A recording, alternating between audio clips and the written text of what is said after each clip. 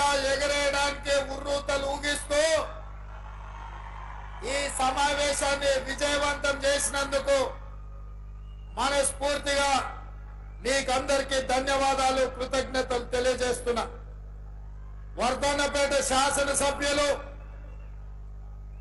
నాగరాజ్ గారు, అదే విధంగా ఈ కార్యక్రమంలో పాల్గొన్న మిత్రులు, పెద్దలు, మంత్రివర్యులు దుద్దిల్ల శ్రీధర్ బాబు గారు, ఈ కార్యక్రమంలో పాల్గొన్న సోదరీమణి మంత్రివర్యులు కొండా సురేఖ గారు, ఈ కార్యక్రమంలో పాల్గొన్న సోదరీమణి సమ్మక్క సారలమ్మ వారసురాలిగా తెలంగాణ రాష్ట్ర నలుమూలల కాంగ్రెస్ పార్టీ కార్యకర్తలకు అండగా నిలబడి ఈ రోజు కడియం కావ్యను గెలిపించడానికి విచ్చేసిన సోదరీమణి మంత్రివర్యులు సీతక్క గారు, అదే విధంగా వరంగల్ జిల్లాలో 12 అసెంబ్లీ నియోజకవర్గాలు ఉంటే 11 మంది శాసనసభ్యులు ఈ రోజు ఈ వేదిక మీద ఉన్నారు. వారితో పాటు తెలంగాణ జనసమితి, తెలంగాణ ఉద్యమకారుడు, తెలంగాణ రాష్ట్ర సాధనలో అత్యంత క్రియాశీలక పాత్ర పోషించిన ప్రొఫెసర్ కోదండ రామ్ గారు, అదే విధంగా సిపిఐ మిత్రులు, సిపిఎం మిత్రులు, రాష్ట్ర కాంగ్రెస్ పార్టీ నాయకులు, జాతీయ కార్యదర్శి రోహిత్ చౌదరి గారు, వరంగల్ ఉమ్మడి జిల్లా కాంగ్రెస్ పార్టీ నాయకులు, మండల పార్టీ నాయకులు, వరంగల్ మున్సిపల్ కార్పొరేషన్ స్థాయిలో ఉండే నాయకులు, వివిధ కార్పొరేషన్ల చైర్మన్లు, ప్రభుత్వ సలహాదారుడు, మండల పార్టీ నాయకులు, గ్రామ శాఖ అధ్యక్షులు, ప్రాణ సమానులైన కాంగ్రెస్ పార్టీ కుటుంబ సభ్యులందరికీ కూడా మనస్ఫూర్తిగా ధన్యవాదాలు, కృతజ్ఞతలు. మిత్రులారా, వరంగల్ జిల్లా అంటే దేశానికే తలమానికమైన పివి నరసింహారావు గారు గుర్తొస్తారు. వరంగల్ జిల్లా అంటే దాశరథి గారు గుర్తొస్తారు. వరంగల్ జిల్లా అంటే ఓ కాళోజీ గారు గుర్తొస్తారు, ఓ ప్రొఫెసర్ జయశంకర్ గారు గుర్తొస్తారు. ఈ వరంగల్ జిల్లా అంటే, వరంగల్ ప్రాంతం అంటే హైదరాబాద్ నగరంతో పోటీ పడి 2వ రాజధానిగా అన్ని అర్హతలు ఉన్న మీ వరంగల్ పట్టణం గుర్తొస్తుంది. వరంగల్ జిల్లా అంటే ఆజంజాహి మిల్లులు గుర్తొస్తాయి. వరంగల్ జిల్లా అంటే 1000 స్తంభాల గుడి గుర్తొస్తుంది. వరంగల్ జిల్లా అంటే రామప్ప దేవాలయం గుర్తొస్తుంది, మేడారం జాతర గుర్తొస్తుంది. ఉద్యమకారులైన, పౌరుషానికి మారు పేరైన ఈ వరంగల్ కాకతీయ యూనివర్సిటీ తెలంగాణ రాష్ట్ర సాధనలో అత్యంత క్రియాశీలక పాత్ర పోషించిన విషయాలు గుర్తొస్తాయి.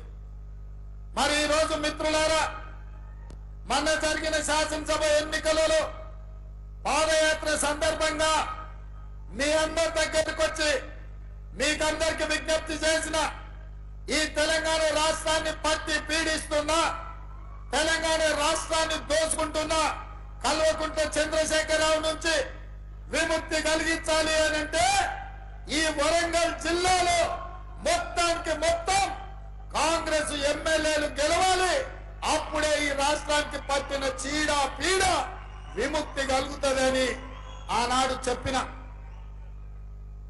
ఇచ్చిన మాట ప్రకారం మీరందరూ 12లో 10 మంది ఎమ్మెల్యేలను గెలిపించి అండగా నిలబడి ఈనాడు తెలంగాణ రాష్ట్రంలో ఇందిరమ్మ రాజ్యం ప్రజాపాలన వచ్చిందంటే ఈ వరంగల్ గడ్డ అండగా నిలబడ్డందుకే ఇవాళ ప్రజారాజ్యం ఏర్పడ్డదని మీ అందరికీ నేను సవినయంగా చెప్పదలుచుకున్నా.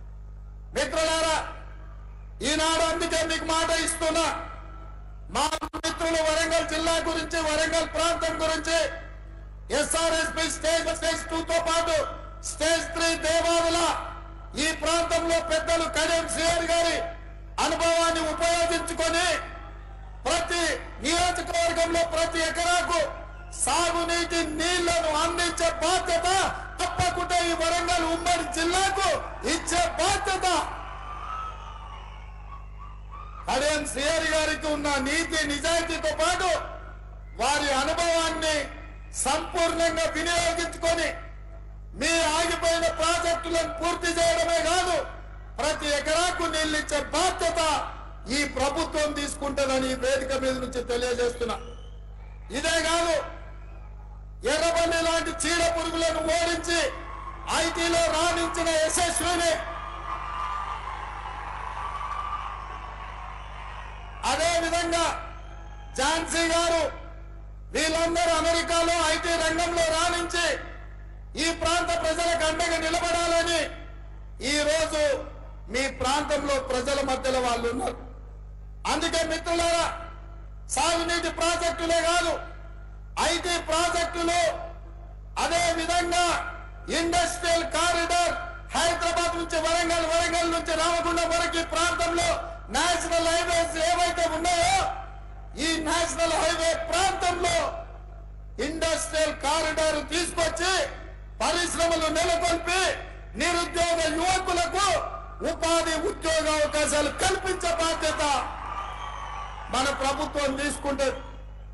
అదే విధంగా మా పద్మశాలి సోదరులు ఆనాడు రాజంజాయి మిల్లులలో పరిశ్రమలు రాణిస్తే అవి కాలగర్భంలో కలిసిపోయి, అందుకే ఈరోజు ఈ వరంగల్ ప్రాంతంలో టెక్స్టైల్ పార్కును అభివృద్ధి చేసి ఆ పరిశ్రమను ముందుకు తీసుకెళ్లి మా పద్మశాలి సోదరులకు అండగా నిలబడి టెక్స్టైల్ పార్కును అంతర్జాతీయ స్థాయిలో అభివృద్ధి చేసే బాధ్యత కాంగ్రెస్ పార్టీ తీసుకుంటుంది.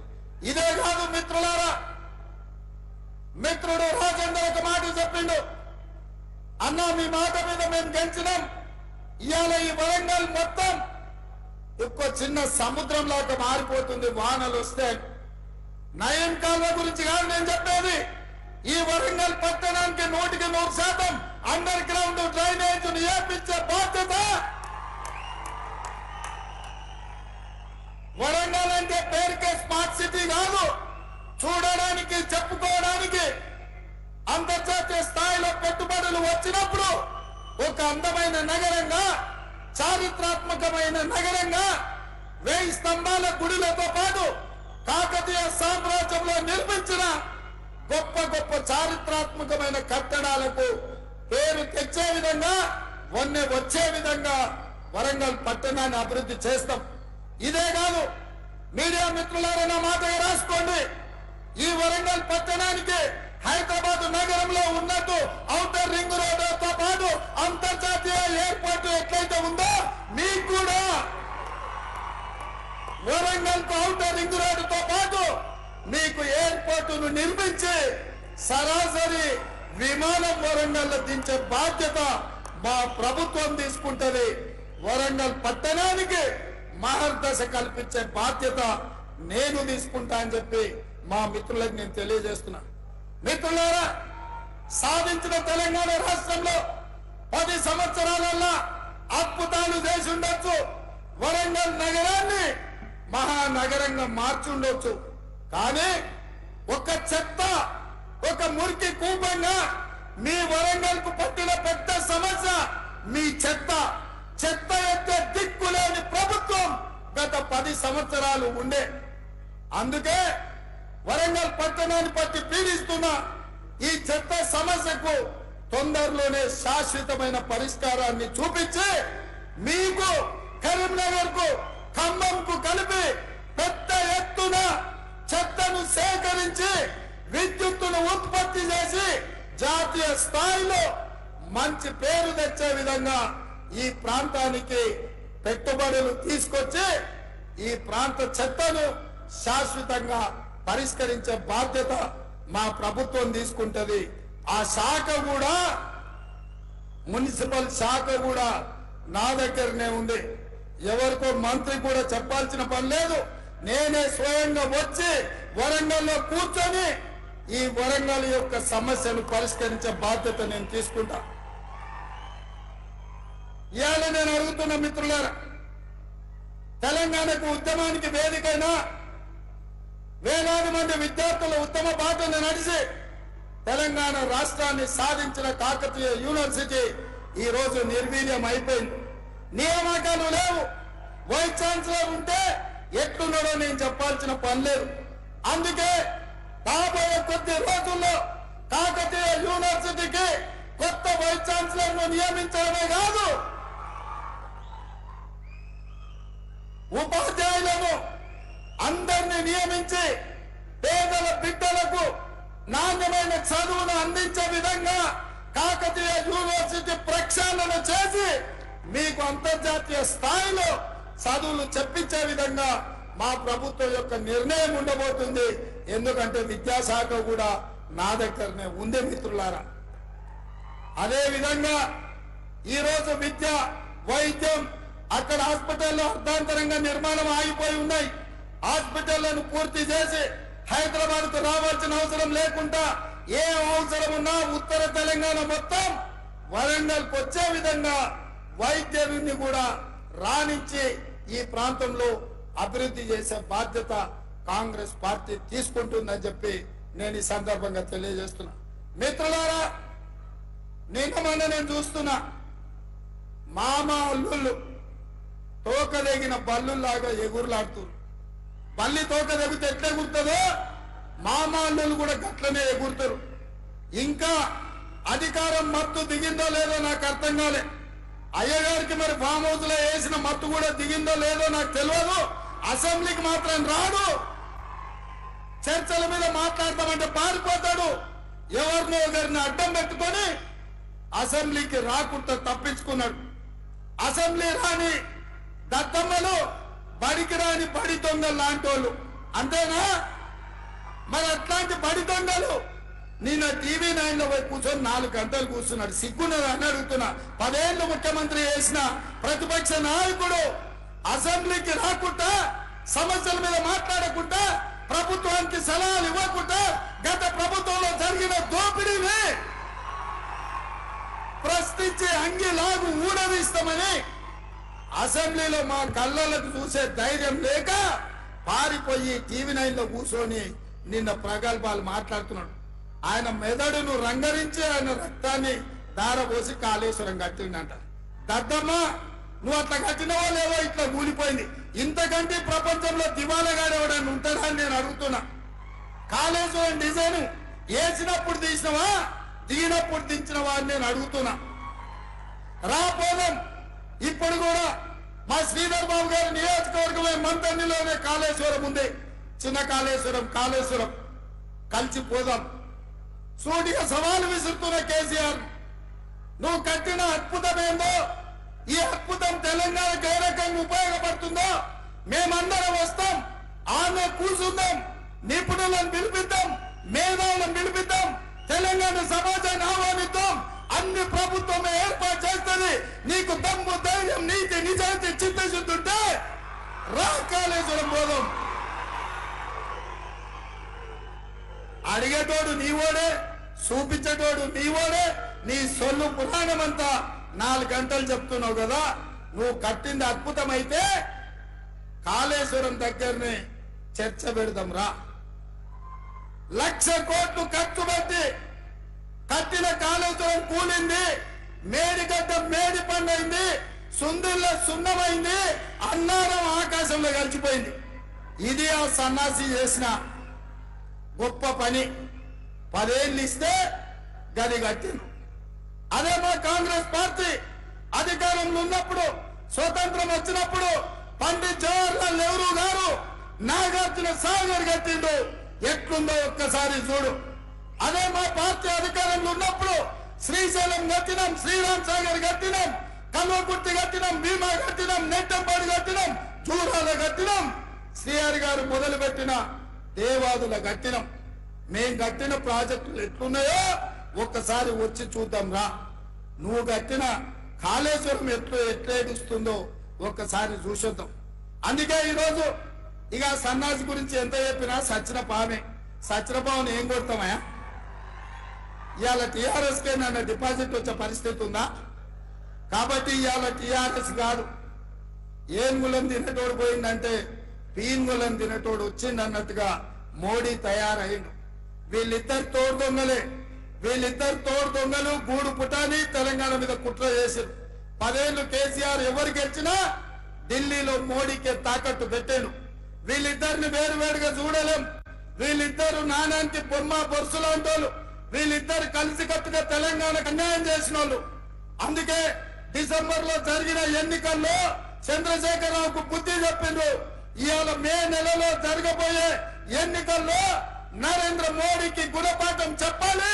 నరేంద్ర మోడీ గారు ఇచ్చిన హామీలు ఏవైనా అమలైనాయా భారతీయ జనతా పార్టీ నాయకులు చెప్పాలి.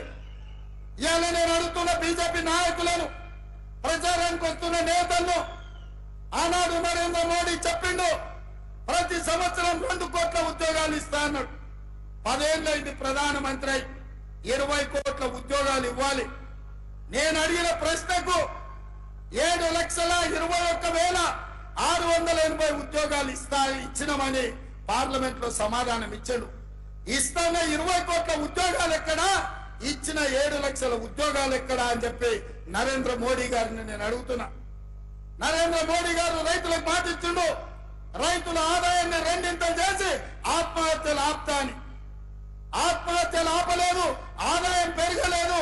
కానీ వ్యవసాయాన్ని రైతు వ్యతిరేక నల్ల చట్టాలు తీసుకొచ్చి అదాని అంబానీ అమెజాన్లకు అమ్మడానికి చూసి రైతుల ప్రాణాలను అదాని దగ్గర తాకట్టు పెడితే ఢిల్లీ సరిహద్దుల్లో లక్షలాది మంది రైతులు 16 నెలలు వీరోచితమైన పోరాటం చేసింది. సరిహద్దుల్లో సైనికులు ఎట్లా కొట్లాడతారో ఢిల్లీ సరిహద్దుల్లో పంజాబ్, హర్యానా, ఉత్తరప్రదేశ్, మధ్యప్రదేశ్, రాజస్థాన్ ప్రాంతాల నుంచి వేలాది మంది రైతులు వచ్చి నరేంద్ర మోడీ మీద యుద్ధం ప్రకటించి రైతు వ్యతిరేక నల్ల చట్టాలు వెనక్కి తీసుకోవడమే కాదు, నరేంద్ర మోడీ మెడలు వంచి రైతాంగానికి క్షమాపణ చెప్పించిన చరిత్ర హర్యానా, పంజాబ్ రైతులకు ఉంది. ఇదే కాదు 2014 ప్రధానమంత్రిగా పోటీలో ఉన్నప్పుడు చెప్పిండు చాలా మంది నాయకులు లక్షలాది కోట్ల రూపాయలు సంపాదించి స్విస్ బ్యాంకులో పెట్టిండ్రు. ప్రధానమంత్రి అయిన మరుక్షణం లక్షలాది కోట్ల రూపాయలు స్విస్ బ్యాంకులో నుంచి తెచ్చి ప్రతి పేదవాడి ఖాతాలో 15 లక్షల రూపాయలు వేస్తా అని మాట ఇచ్చాడు. నేను అడుగుతున్న వరంగల్ మిత్రులను, మీ ఖాతాలో ఎవరికైనా నరేంద్ర మోడీ 15 లక్షల రూపాయలు వేసిండా? వేసిండా? వేసిండా? మీకెవరికి రాలే కదా. మన రాష్ట్రంలో ఏ ఒక్కరికి రాలే. మరి ఇవాళ ఏ ముఖం పెట్టుకొని ఓట్లు అడుగుతున్నాడు? రైతుల ఆదాయం పెంచుంటే 2 చేస్తా అన్నాడు. ఇవాళ పండించిన పంట కొనే దిక్కు లేదు. రైతు వ్యతిరేక నల్ల చట్టాలు తీసుకొచ్చాడు. ఇట్లా ఏది చూసినా నరేంద్ర మోడీ చేతిలో మోసపోయినాం. ఇక తెలంగాణ విషయానికి వస్తే ఆనాడు రాష్ట్ర పునర్విభజన చట్టంలో ఖమ్మం జిల్లాలో ఉక్కు కర్మాగారం పెట్టి ఆదివాసీ సోదరులకు ఉద్యోగ ఉపాధి అవకాశాలు కల్పించాలని సోనియమ్మ మనకు మంజూరు చేసింది. బయ్యారం ఉక్కు కర్మాగారం ఇచ్చింది. 10 ఏళ్ళైనా అక్కడ పరిశ్రమ పెట్టడానికి వీల్లేదు, అక్కడ వీలు కాదు అని ఖమ్మం జిల్లాలో బయ్యారం ఉక్కు కర్మాగారం తిరస్కరించి ఈ ప్రాంతానికి ద్రోహం చేసింది నరేంద్ర మోడీ. అదే విధంగా Warangal Kazipet railway coach factory, Warangal Kazipet junction అంటే దక్షిణాది రాష్ట్రాలను కలిపే జంక్షన్. ఇక్కడ కోచ్ ఫ్యాక్టరీ పెట్టడం ద్వారా దేశానికే పెద్ద పరిశ్రమ తీసుకురావాలని సోనియమ్మ ఆలోచన చేసింది. మన తెలంగాణకు, మన కాజీపేటకు రైల్వే కోచ్ ఫ్యాక్టరీ సోనియమ్మ, మన్మోహన్ సింగ్ ఇచ్చారు. నరేంద్ర మోడీ వచ్చి రద్దు చేసి దీన్ని మహారాష్ట్రకు తరలించకపోయిండు. మనకి ఇవ్వాల్సిన రైల్వే కోచ్ ఫ్యాక్టరీ మహారాష్ట్రకు లాతూర్కు తరలించకపోయిండు. నేను అడుగుతున్నా, IIIT గాని ITIR కారిడార్ గాని ఈ రోజు మనకి ఇవ్వాల్సింది ఇవ్వలే. NTPC ద్వారా 4000 మెగావాట్ల విద్యుత్ ఉత్పత్తి సంస్థల్ని నిర్మాణం చేయలే. గిరిజన యూనివర్సిటీ కొట్లాడంగా నిన్నగాక మొన్న మంజూరు చేసింది. ఇట్లా చెప్పుకుంటూ పోతే నరేంద్ర మోడీ చేసిన ద్రోహం అంతా ఇంత కాదు. అదే కాదు మిత్రులారా, ఆనాడు కాంగ్రెస్ అధికారంలో ఉన్నప్పుడు పెట్రోల్ 55 రూపాయలు ఉండే, ఇవాళ 110 రూపాయలు చేసిండు. ఆయిల్లో డీజిల్ 50 రూపాయలు ఉండే, ఇవాళ 100 రూపాయలు చేసాడు. ఆయనలో మా అక్కలకు సిలిండర్ 400 ఉండే, ఇవాళ 1200 చేసాడు. ఇంకా ఏ మిగిలిందా మా దగ్గర దోసుకోవడానికి? మా చేనేత కార్మికులు కష్టపడి రెక్కలు ముక్కలు చేసుకుంటుంటే ఇవాళ చేనేత పరిశ్రమ మీద జిఎస్టి వేసిండు.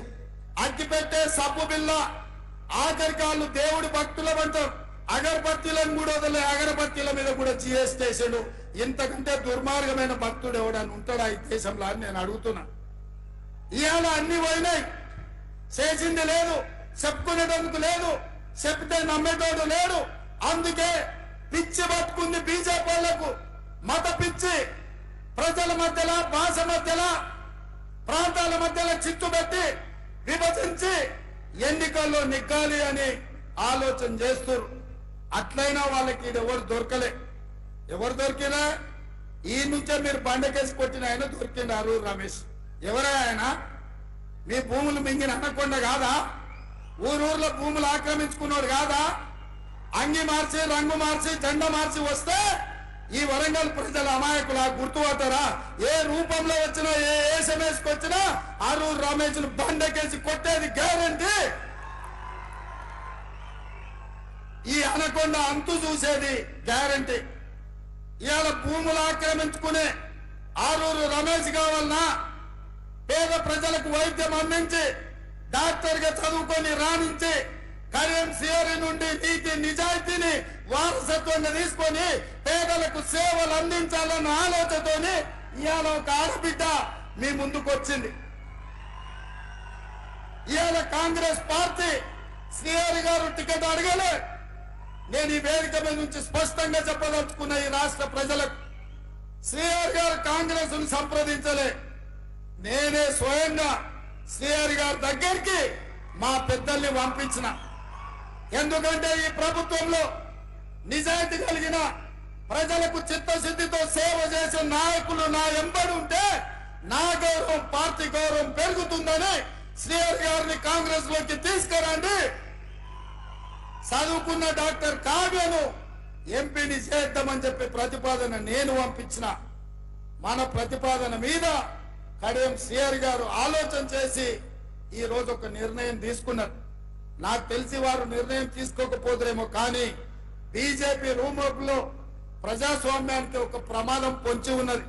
బీజేపీ ఇవాళ ఎస్సీ ఎస్టీ రిజర్వేషన్లు రద్దు చేసి రాజ్యాంగాన్ని మార్చేసి దళితుల మీద, గిరిజనుల మీద దాడులు చేసి ఈ రోజు ఈ ప్రజాస్వామ్యాన్ని మీదనే దాడి చేసే ప్రయత్నం చేస్తుంది. అంబేద్కర్ వాదిగా, ఏబిసిడి వర్గీకరణ కోసం కొట్లాడిన నాయకుడిగా ఈ రోజు ఈ దేశ రాష్ట్ర ప్రజలకు ప్రజాస్వామ్యాన్ని కాపాడే అవసరం ఉంది. అందుకే గాంధీ కుటుంబం నాయకత్వంలో పనిచేయడానికి ఈ రోజు కడియం శ్రీహరి గారు ముందుకొచ్చింది. అందుకే మిత్రులారా, ఇవాళ శ్రీహరి గారి దగ్గర కోట్ల రూపాయలు చూసే టికెట్ ఇవ్వలేదు, శ్రీహరి గారి నిజాయితీని చూసి టికెట్ ఇచ్చినాం. ఇవాళ కడియం కావ్యకు ఈ రోజు ఎంపీగా ఇచ్చినామంటే ఆనాడు కొండా సురేఖకు కాంగ్రెస్ టికెట్ ఇస్తే నాయకురాలైంది. ఆ తర్వాత సీతక్క ఆదివాసి బిడ్డ, అడవుల నుంచి వచ్చిన బిడ్డ ఇవాళ మంత్రిగా సోనియమ్మ నాయకత్వంలో పనిచేస్తుంది. అట్లనే మీ ప్రాంతం నుంచి మరొక ఆడబిడ్డ కాంగ్రెస్ పార్టీలో నాయకురాలుగా ఎదుగుతుంది, పార్లమెంటులో రాణిస్తుంది, మీ సమస్యల మీద కొట్లాడుతుంది. మీరు ఆశీర్వదించండి మీ బిడ్డను. గల్లీ నుంచి ఢిల్లీ వరకు మీ గళమై వినిపిస్తుంది డాక్టర్ కావ్య. ఆరూరి రమేష్ కు ఓటేస్తే అనకొండ మీ భూములు మింగుతాడు, ఎక్కడికి ఓడు, మీ భూములను మింగే పని మీదనే ఉంటాడు. ఇవాళ పోటీ దేశం కోసం త్యాగం చేసిన ఇందిరా గాంధీ, దేశం కోసం ప్రాణాలు ఇచ్చిన రాజీవ్ గాంధీ, దేశం కోసం దేశంలో దేశ ప్రజాస్వామ్యాన్ని బ్రతికించడానికి పదవి త్యాగం చేసిన సోనియా గాంధీ, రాహుల్ గాంధీ, ప్రధానమంత్రిగా దేశాన్ని పట్టి పీడిస్తున్న నరేంద్ర మోడీ మధ్యలో ఇవాళ పోటీ బాగా చదువుకొని మీ సమస్యల పట్ల అవగాహన ఉండి మీ ప్రాంతం కోసం కొట్లాడే తత్వం ఉండి నిజాయితీనే వారసత్వంగా తీసుకొని వచ్చిన డాక్టర్ కావ్య అటువైపు మీ భూములు మింగిన అనకొండ మధ్యలో పోటీ. ఇవాళ డాక్టర్ కావ్యకు సోదరుడుగా, కుటుంబ పెద్దగా నేను అండగా నిలబడతాను మీకు మాటిస్తున్న మిత్రులారా. ఈ వరంగల్ జిల్లాను అభివృద్ధి చేసే బాధ్యత నాది. ఈ వరంగల్ అవసరాలు తీర్చే బాధ్యత నాది. హైదరాబాద్ నగరంతో వరంగల్ నగరాన్ని కూడా అంతర్జాతీయ స్థాయి గుర్తింపు వచ్చే విధంగా నిధులు కేటాయించి అభివృద్ధి చేసే బాధ్యత నాది. మీరు ఆలోచన చెయ్యండి. ఇవాళ బీజేపీ వాళ్ళు శ్రీరామనవమి వస్తే అదొక రాజకీయం, హనుమాన్ జయంతి వస్తే ఇంకొక రాజకీయం. అందుకే ఈ వేదిక మీద నుంచి ఒక్క మాట చెప్పదలుచుకున్నా. దేవుడు గుడిలో ఉండాలి, భక్తి గుండెల్లో ఉండాలి. పోలింగ్ బూత్ లో ఓట్ల కోసము దేవుడి భక్తి కాదు. మిత్రులారా, ఈ వేదిక మీద నుంచి తెలంగాణ ప్రజలకు చెప్తున్నా, మన తాతలు ముత్తాతలు, మన తండ్రులు, మన కుటుంబాలు సాంప్రదాయాలను గౌరవించిన వాళ్ళమే.